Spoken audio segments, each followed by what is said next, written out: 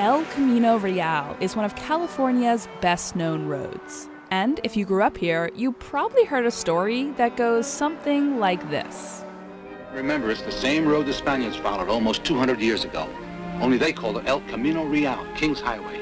Try and imagine how it looked then. You mean with Spaniards on horseback? In your own mind's eye, yes.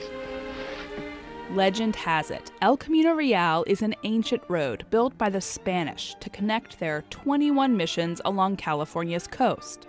But what's the Real story of this Camino?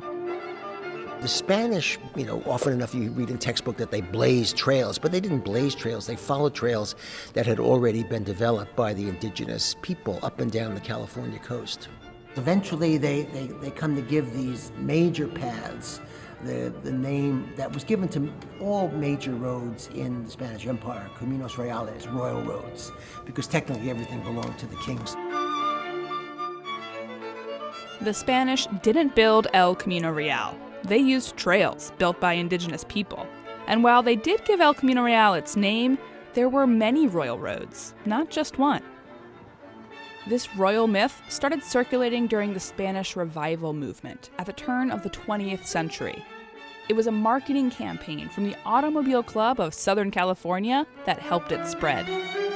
They created the notion that these missions were basically deliberately located a day's journey from each other to encourage people to buy cars, ride cars, buy gas, and in doing so, take the mission tour, then relive the founding of California.